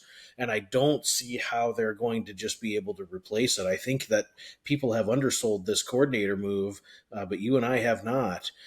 With the offense, we keep hearing all of this great, exquisite stuff about the Sonny Cumbie system, but 3 years into it with Louisiana Tech, and we just have not seen it. There's just so little for me to really want to get excited about. 39% on third down. There was way too many empty red zone possessions last season. They entered the red zone 48 times. 13 of those times they came away with absolutely 0 points, and then they settled for field goals 11 other times. So half the time you get into the red zone, you're scoring 3 or 0. It's just way too little output to try to assume that the offensive production can be reliable week in and week out, because it just simply wasn't. You look at the team rushing average was 2.9 yards per carry over the course of the entire season, and the offensive line, although it was fairly experienced last year, was a unit that gave up 83 tackles for loss and 41 sacks. And now you have departures resulting in 120 career starts along the offensive line going away. So how do you draw up the offensive system in something that doesn't work and hasn't worked in what Sonny Cumbie has wanted to do here? One thing about their system is they love the slot receiver, and they really get a lot of action out of the slot receiver.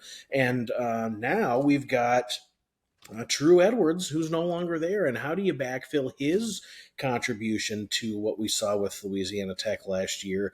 It's just a group that I just don't see a ton of wow factor. I don't think they have it figured out offensively, and so therefore I think we're going to just continue to see these struggles every possession, week in and week out, is just going to be nothing easy offensively for Louisiana Tech, and you have a defensive the guy who's drawing it up and scheming it up is no longer there, and so this defense will be out of position. It might be hard for the front seven to replicate the success they had against the run last year. I really don't see how this team gets over over 6 wins. Frankly, I think it's a miracle that they make a bowl game this year. I think that you get really tough games right out of the gate against Louisiana State, Southern Miss, and then in that 5th game in 5 weeks, they got to go to UTEP, who's going to be an emerging program in Conference USA play, before they hit the bye week. And then on the back end, they've got Western Kentucky. They've got to go to Wazoo, which is a strange out of conference game, long travel spot, the second of back-to-backs after their first of the back-to-back in that situation. They'll be on the other side of the country at Delaware. And then they come home and settle in for 48 hours, and then you're back on the plane to Pullman. Just a really tough travel spot. And then you double back after the Wazoo trip for Liberty. And Liberty's going to be rolling in there ready to just probably lock up their spot in the Conference USA title game. So it just seems like a schedule that's not really conducive to racking up the wins and getting into a momentum situation with your team. And quite frankly, if this season goes as I would expect, I question if Sonny Cumbie's there next year. I think it's going to be time to pull the plug here in Ruston and go in a different direction. I think that there's a strong, especially if you got in on those early 6.5 unders, I can't see a path to 7 wins. There's still some variation in the regular season win market. You can find some juiced 6.5. You can find some kind of -110, -115, 5.5. I still think we're good there. I think this is going to be a team where probably going to be a real struggle to get to a bowl game this season. I don't see it going positively this year in Ruston. From a team that won just 5 games last year to a team that won twice as many, the Sam Houston Bearcats went 10-3 in 2024, 6-2 in conference play. They won the New Orleans Bowl over Georgia Southern in a shootout, 31-26, 10-1 to win the conference. Win total set at 4.5. It's because they only returned 5 starters, 5 on offense, 0 on defense, 117th in returning production, second to last on defensive production coming back. Casey Keeler, as I mentioned at the top, jumped to Temple in the offseason. In comes Phil Longo and his air raid offense. That was a hit at North Carolina. His dairy raid, not so much at Wisconsin. I'm going to give you the floor here, Duck, for Sam Houston after saying this. I loved Hunter Watson as a dual threat game manager type. And he got the job done last year. There's just no way around it. But I don't think he's the right offensive fit here with only one main target returning in his, receiving core. I have my doubts, if they're going to ask him to throw 25, 30, 35 times a game. I think that could get ugly. I think the turnovers are going to mount. I think the inefficiency is going to rear its ugly head. I think there's going to be some empty drives, some 3 and outs, going to put even more pressure on this defense that is all new faces. Defense was gutted. And you're going to be playing Western Kentucky, in that opener. I think Western could hang 100 on these guys. What are you seeing, and how significant is this philosophical switch from Keeler to Longo, in your opinion? Well, it's a really interesting change. It's a complete 180 in team DNA. Keeler built this program up at the FCS level. They had a fairly explosive FCS offense, but they always had rock-solid defenses, and that's what they hung their hat on their first couple of seasons in FBS, making the transition. And with Keeler off to Temple, you're bringing in Phil Longo, who's been known for offense. The problem is, like you had mentioned, they don't really have the personnel to run this tempo air raid system with a lot of certainty in what Hunter Watson is going to do at the quarterback position. They lose a lot of key pieces in the skill room. They lose their running back from last season, who was a high producer in Jay Ducker. And the offensive line has some question marks. And so it might be something where the offense gets it kind of figured out as the schedule plays out and goes along. But the real question mark here for me is defensively. You lose your defensive coordinator and half your starting platoon off to North Texas. And when you looked at the spring roster, they were barely able to even formulate a competent two deep in the defensive side of the ball because they just didn't have the talent or the bodies because of the mass exodus of personnel. And so I think that you're really going to be up against it when you look at how much production was lost, how much of the quality talent that Sam Houston State had from last season. It was a unit that really carried their team, especially when their quarterbacks were hurt last year and the offense wasn't clicking. The defense allowed them to kind of hang in there in Conference USA play and carried their team to wins in low-scoring battles. Well, this year it's going to be anything but that. We're going to see a really quick pace tempo offense. I could actually see this offense really having a lack of success and experiencing 3-and-outs, quick possessions, punting a lot, and then that defense gets left out there on the field, and it just is something I don't anticipate going well. I think they could lose their first four games of the season. This Western Kentucky opener will be an indicator on where the offense might be, but like you said, the Toppers are going to be able to put up whatever they want offensively. Then you have UNLV coming to town, which is a mixed bunch, but will certainly have the offense cranking under Dan Mullen, and then they got to go to Hawaii in a Rainbow Warrior revenge spot, a tough long trip there, going to Hawaii, and then they're not going to, I mean, who knows what that's going to look like, what they roll out there against Texas after the bye week. But even when you look at the back half of the schedule in Conference USA play, UTEP will be an emerging team. They got to go to Middle Tennessee. They got to go to New Mexico State. I just don't see this group getting on a roll. And then you've got a strange non-conference road trip at Oregon State where I would anticipate this team would get blasted. So there's several spots that I have circled to fade Sam Houston State this year. I may seek over on a lot of their games if the situation is right, but I don't see this Bearcat team having a lot of success. I don't see them as a player in the conference race as they were a team that kind of had their hand in things last year. I think it's going to be a real struggle for Phil Longo and his staff go under the win total because it's not a lot of winnables here and too much transition. We've been on the same page for a lot of these teams. I think we could see it split here, a little fork in the road. Talking Middle Tennessee, the Blue Raiders, 3-9 last year, 2-6 in conference play in year one of Derek Mason. 3-9, just I don't think that really describes what happened because those 3 wins came over Tennessee Tech by a touchdown, Kennesaw in a game where they scored only 14 points, and UTEP by a touchdown. Were they close in the other 9 losses? Absolutely not. They got absolutely drummed in those other games. They're 15-1 to win this conference. Their win total is sitting at 4.5, and I think that's just the natural progression year 2 of a coach that people, at least have respect for on the defensive side of the ball. They return a lot of starters, 13 in total, 6 offensively, 7 defensively, 69th overall in returning production, evenly split between O and D. But I look at this. Nick Vadiato, he's a veteran presence at quarterback.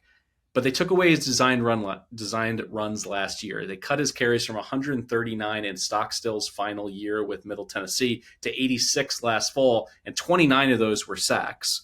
So I don't think Bodie Reeder's system is going to get better without him running the football or being that rushing threat. He loses Frank Peasant. Amari Kelly's also gone on the portal, and Holden Willis exhausted his eligibility.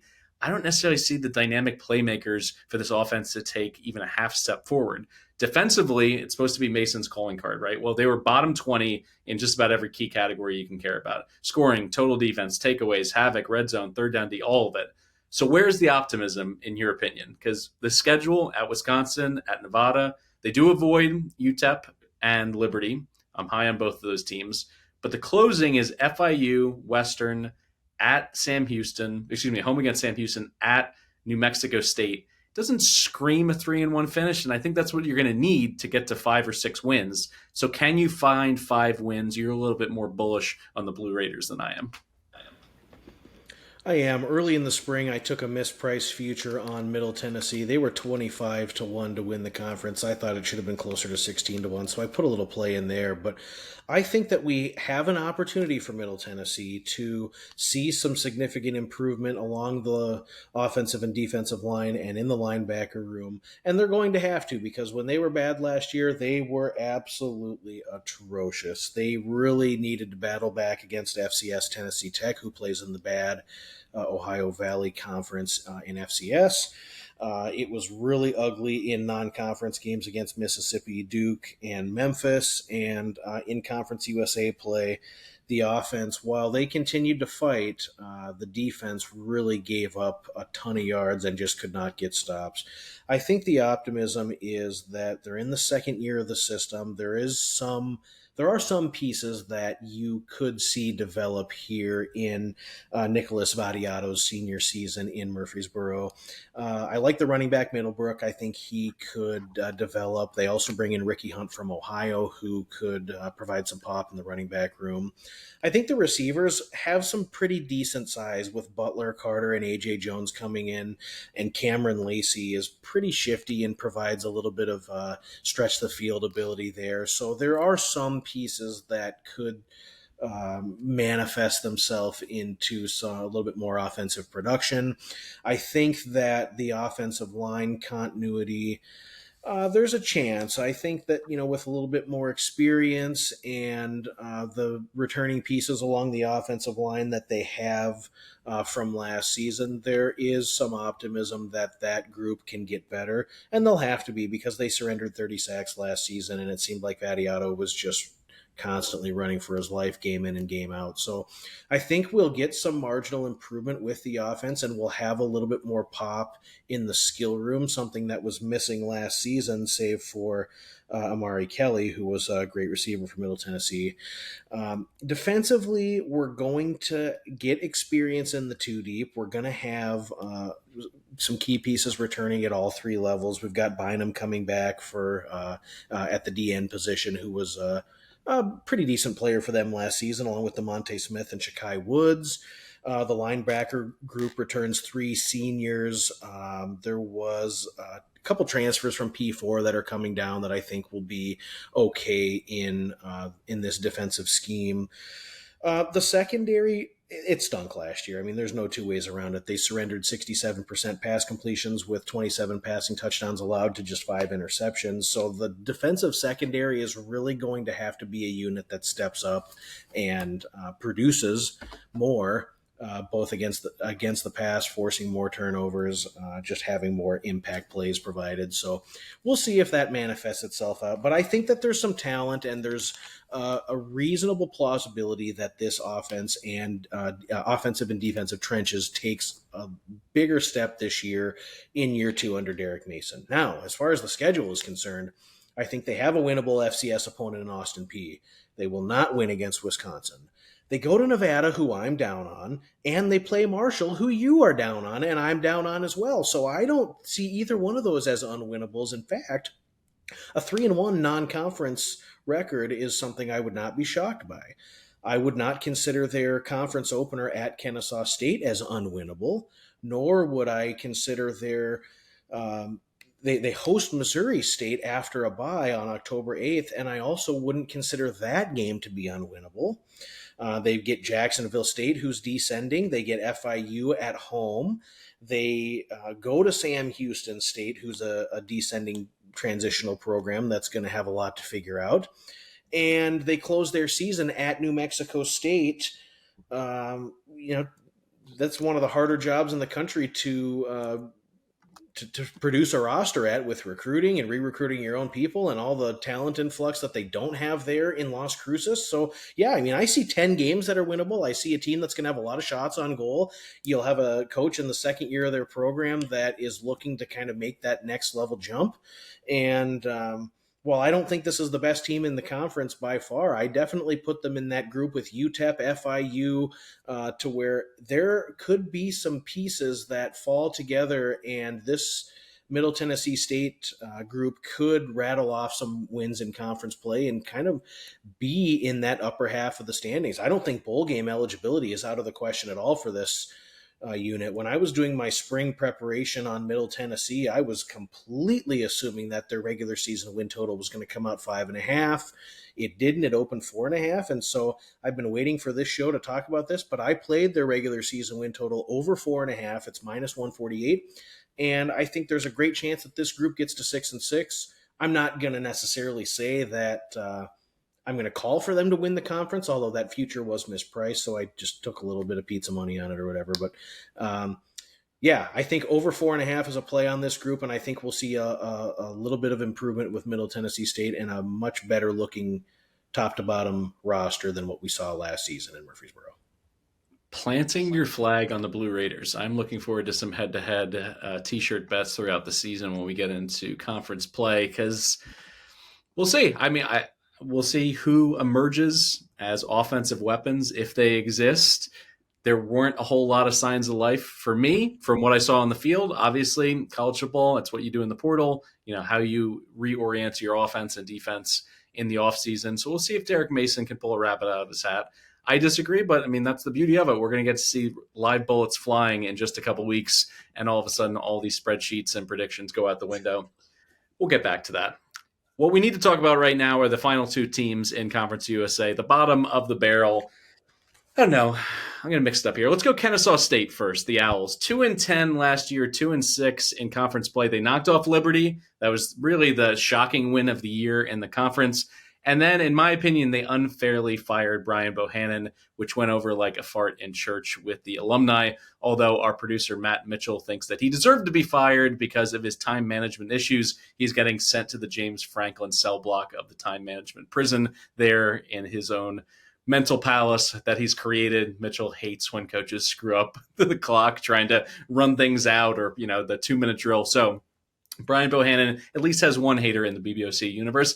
I think the guy deserved at least one more shot here, but he is out. Jerry Mack is in. They are 29-1 to win Conference USA, which I'm going to throw in a Liam Neeson sound drop. Your arrogance offends me, sportsbooks. 29-1. You can't give us 100-1. There's no way that they're getting to the Conference USA title game, and you're offering 29-1. Like, spare me. Their win total's 3.5. They returned 10 starters, 3 on offense, 7 on defense, 5th in returning production, 3rd defensively. And as I mentioned, Jerry Mack is in, and just like Willie Simmons, he found major success at an HBCU, leading NC Central, that's North Carolina Central, to the Celebration Bowl in 2016. He's a grown-up. He's got head coaching experience. He has NFL experience. He has coordinator experience at Rice. Here's the issue. His offenses at Rice stunk.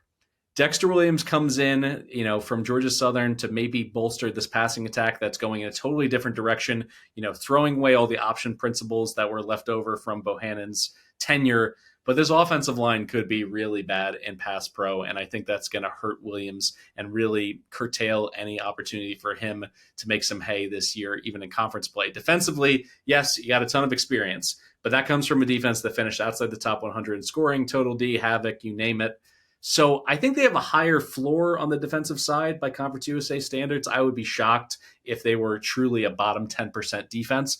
But are they going to be some transformational defense that keeps them in every game all season long? Doubtful to me. This is the same defense that lost 33-0 to La Tech to end the season. We just threw some dirt on Sonny Cumbie. We're already, putting for sale signs in his front lawn in Ruston. So let's pump the brakes on Kennesaw doing anything defensively to be able to elevate themselves past, let's call it just a repeat of last year, which was 2 conference wins, one that took a massive upset over the Flames. They're at Wake, they're at Indiana, Arkansas State early. I want to keep an eye on Williams II and how this offense operates pace-wise in particular, because their 2024 offensive metrics are totally meaningless. So you could see a market slow to react to some of the totals, how they're going to play, in terms of an against the spread perspective. I'm just going to play wait and see, but I just want to put it out there, 29-1. Sports books, like, you're making me spit on the ground outside of your books because this is ridiculous. 29-1 is an insult to anybody who knows what they're doing in this space. Give us 100-1 or give us death. What are your thoughts on the Owls? Yeah, just another year of transition. Surprising they fired their head coach last year, but maybe he did deserve it. I'll say that I think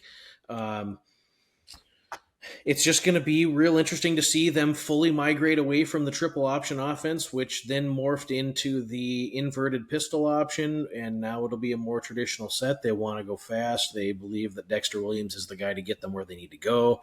I'm not entirely sold on what they bring in. I'm actually stunned that they were able to keep Gabriel Benyard at receiver. I thought he would have certainly been off to bigger and better things, but he's a guy that can provide a little pop offensively. The defense for Kennesaw State, I think that They're really transfer reliant at all three levels, and so it could take some time for this for the defensive line, the linebacker group, and the secondary to gel. If those transfers hit, and if there is some cohesiveness throughout those levels of defense, they could be okay in Conference USA play. We'll need a real big step up in offensive production from what we had last season with Kennesaw State. It was just so brutal at times to watch the Owls operate because they just couldn't get out of their own way until they played Liberty, and then they could. So it was interesting to see how that kind of unfolded in Kennesaw. I don't have a lot to like here. I think they played above their belt class a little bit last year when they covered some big spreads, but I don't see a real any. There's obviously no value in the future, and I don't love anything really regular season win related. I would fade this team in their second game of the season after they play Power 4 Wake Forest on the road. Then they go back on the road to Indiana, and I think that's one where we can kind of see some depth issues and some tired legs in that second game of the season. I would fade them at FIU, and I would fade them in their last game of the season. Liberty's going to have that one circled in red ink. Kennesaw won't be playing for anything, and Liberty will really want to stick it to Kennesaw State in that last game of the season for that inexcusable, embarrassing loss that the Owls handed the Flames last season. So there's about 3 spots I'd say that it's definitely worth fading Kennesaw State, probably more than that with the way this season will shake up for Kennesaw. Let's close things out in Las Cruces, New Mexico. The days of Diego Pavia feel very far away at this point. This is a team that's in trouble. I mean, let's just call it what it is. The Mexico State Aggies went 3-9 last year, 2-6 in conference. They're 21-1 to win the conference win total at 4.5. 6 returning starters in total, 3 on both sides of the ball. 21st in returning production, 22nd offensively in particular. David Yost is in at offensive coordinator. He's been a journeyman OC at Mizzou, Oregon, Texas Tech, Wazoo, Utah State, most recently at FIU. Fun fact, he was the guy who hired me at Mizzou to be a student assistant 20 years ago. So I appreciate you, David. Elite head of hair. Go ahead and Google him. And personal feelings aside, flow aside, he's a major upgrade as a play caller, in my opinion, in Las Cruces. He's got Logan Fife and a quarterback who, for my money, is the most C+, B- G5 quarterback that they could get. He's a stabilizing force in the quarterback room, but he's not a big difference maker. And he could really use a quality offensive line in front of him, but they have just one returning there. McKee Lee, if he doesn't play really well at left tackle, Fife could be taking a ton of sacks. He held onto the ball way too long when he was at Fresno. I can't get that out of my head. When he's playing against legit defenses at the FBS level, I think he just processes a little bit too slow. Now, frankly, I like DC, Joe Morris's, resume, but he didn't have the pass rushers or the disruptors anywhere on the field last year to make life hard on opposing offenses. All you need to know is some of the scores being laid by teams like La Tech, 30 points, FIU, 34, 42 points to UTEP in a year 0 situation for Scotty Walden. But you look at the portal, they grabbed Gabe Peterson, a 3-star edge rusher from Utah State, another 3-star edge from Boise, Obina Okiki from La Tech to play their jack linebacker position. These are 3-star answers. I don't necessarily, have the most confidence that they're going to make a big jump, but at least they're not going with guys who couldn't get on the field last year or 1 or 2-star guys. At least by recruiting, services, these guys should be difference makers to some degree. Will they be better up front? I think so, but this schedule doesn't allow them to miss many games or many gimmies because there's just not many of them. They got Bryant, who they absolutely should beat. They got Tulsa, another winnable game, Missouri State, Kennesaw, Middle Tennessee, all at home. So you got 5 games right there. To me, those are 5 winnable games. The win total sitting at 4.5. It's a pass for me because I could see a world in which they win those games. The only one in the mix that they're clear favorites over is Bryant, the FCS opponent, to start the season. A single-digit home favorite, probably against the rest of those teams. And upset-wise, I mean, you could see it, against New Mexico, against the Lobos. They're in a transition with a new staff taken over there, so it has upset potential. I guess I'm leaning maybe towards the under, mainly because Tony Sanchez, to me, is a high school coach. That's no disrespect to high school coaches listening. He's a great high school coach. He was absolutely elite, a legend at Bishop Gorman. but that's when he had the best talent that you could get in high school football. He's only surpassed 4 wins once in 6 years as an FBS head coach. You got to prove to me that you're better. So this is a lean to the under, but probably just a stay away from me because it does break my heart to fade the Aggies. Yeah, the job that Jerry Kill and his staff did there with Diego Pavia is just absolutely incredible. Hats off to that group for being able to win consistently at New Mexico State the way that they did during his tenure there. It's almost an impossible place to recruit to. It's hard to get people to want to go there, so they've really been reliant on JUCO. And they just have their work cut out for them year in and year out. And now with introducing re-recruiting your existing roster where standout players continue to get poached, it's hard to keep people there. It's not like they have the NIL money flowing in.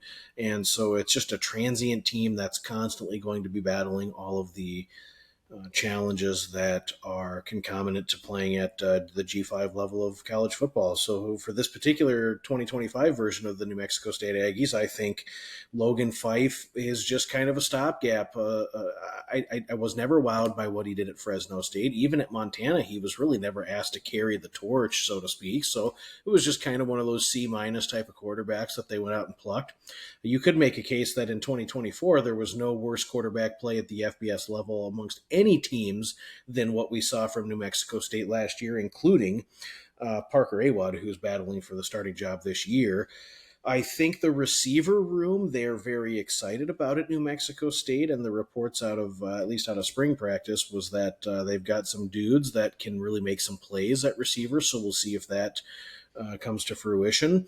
The offensive line is very young. They lost a lot of key pieces from last year's offensive line, and now they're going to be reliant on a couple of transfers from the FCS ranks, and I'm just not sold that that's going to work out well immediately. From a unit that really struggled last year at times to run the ball and to protect the quarterback, they really didn't do anything offensively very well, and so I'm concerned that now we're going to ask Logan Fife to come in here and try to do all of it at a spot that's going to be his toughest assignment yet, I would assume. Defensively, I think that there's possibility that this maybe the back seven could be okay. I think the linebackers are going to carry the group with Gabe Peterson coming in, Tyler Martinez back, and then Sone Apiu coming back in the linebacker room. So I think the linebacker group is the most experienced of the three levels. Defensively, in my opinion, they're in bad shape. They're relying on FCS transfers in at all the real positions along the defensive line, including nose guard, defensive tackle, and defensive end. I don't see this unit getting a lot of push. They really struggled last year to create any amount of defensive havoc. They only had 14 sacks last season and 44 tackles for loss, and I just don't see immediate turnaround there. When I'm looking at a win total and when I'm analyzing the schedule, I just do not see New Mexico State going on the road and having any real tangible success at Louisiana Tech. They might win the Land of Enchantment pillow fight against New Mexico, but even that'll be a coin flip type of game. At Liberty, Western Kentucky, at Tennessee, and at UTEP, I've got them all penciled in as losses there. I think Middle Tennessee at home is a coin flip game that won't go their way. Missouri State could come in there and really tear up that defense. I think we wouldn't be surprised at all to see that. And, I'm not in love with Tulsa, and I think Tulsa has a long way to go defensively to be very competent, but they do bring in a high-energy coach, and there's at least an element of excitement around the Tulsa program within the confines of that circle. So even the Tulsa game's a coin flip, and I don't think this is a team that's really set to win all their coin flip games. I think that they're probably 0-1 win on the road, probably 3 wins at home. This just looks like 4-8 again. So I did at plus money go under the win total. I'd still recommend it now because you can get a very similar price. I'm just not quite a believer in the Tony Sanchez experiment here at New Mexico State. No matter how much of an element of passion and care, I mean, he really likes this job. He really wants to be here, but it's not something I see working out because of just the obstacles that he's up against in Las Cruces. So under 4.5 and no chance to win the conference. All right, before we close things out here, biggest storyline and your title game matchup. Maverick McIver, I think it's going to be an absolute retro, throwback, all the good vibes. Bailey Zappi. I want to see Bailey Zappi on the sideline for one of these games, just high-fiving him coming off the field. A lot of high-scoring games. I think their defense is also going to give up a lot of points. That's why I think UTEP is going to leapfrog them, get to the title game, and then lose to Liberty. I think it's going to be an exciting year for Scotty Walden. I want to go ahead and have an opportunity to hedge that ticket at 13-1 with the Miners. Miner Nation, we're getting the gang back together, all the teams that we love rooting for here in Conference USA. So that is my card in terms of the narrative and the title game matchup. What are yours? Well, the narrative is absolutely MacGyver. I mean, we saw Bailey Zappi tear up Conference USA with a similar nature when he brought his OC in, Zach Kitley from Houston Baptist, now called Houston Christian. And so I think that this will be something that will just electrify Conference USA. You know, for me, this is a league that is often regarded as the worst group of five league as far as power ratings are concerned. And we've had some inconsistencies with this kind of being the stepping stone league to getting teams from the FCS into FBS competition. But it's a league that's embraced that. It's a league that really bridges the gap for all of the people who live and breathe college football to get weekday football in earlier than November action. So that starts October 6th. And it's really a fun league that I enjoy watching. And so I think we're going to get a lot of good football within this league this year. It may not manifest itself with out-of-conference results, but I think within league play, we'll see a lot of competitive football this season, top to bottom. I think there's Liberty and then about 6 other teams that could possibly win this league. So I think Liberty will be in the championship game. And you know what? When I look at Middle Tennessee, they don't have to play Liberty in the regular season. They don't have to play UTEP in the regular season. Their toughest game in conference play is going to be at Western Kentucky, which is a major rival for both those schools. There's 100 miles of hate. And I think, you know, you win that game, you're really in control here. So I think I hung my hat on the win total over. I think Middle Tennessee has a really good shot to play for the conference title. So let's pencil in the Raiders. I think it's time to Scooby-Doo pull the mask off you. Oh, it's Brent Stockstill here as my co-host. Hey, listen, you're sticking your neck out. It's the very first preview of the season. I love it. We'll certainly come back to it if the Blue Raiders lay an egg multiple times this fall. But as you mentioned, and I agree, this is a wide open conference for that number 2 spot to compete with Liberty. So we'll see who ends up holding that spot throughout the season and punching a ticket to the Conference USA title game. That is a wrap for our preview here. We got more coming up from the G5. We got the American. Forget about the AAC. That's old news. It is purely the American now, and then the beloved MAC. And you know when we talk MAC, that means Stuckey coming in with his MAC manifesto. No stone left unturned. He can't wait to talk specialists, kickoff coverage, punt coverage, place kicking. Stuckey has you covered every which way when it comes to the Mid-American Conference. We also, next week, will have all of our Power 4 conference previews between Stuckey and Colin Wilson.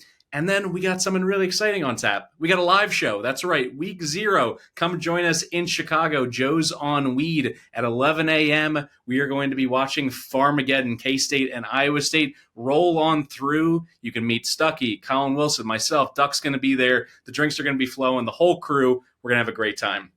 So please, if you are in the greater Chicago area, or really the Midwest in general, just drive on in, say hello to us, watch some football. We are so close to the season being back. For Josh Nunn, a.k.a. Duck, I'm Mike Calabrese. This has been the Big Bets on Campus podcast, our Group of 5 deep dive preview of Conference USA now in the books. We'll catch you next time.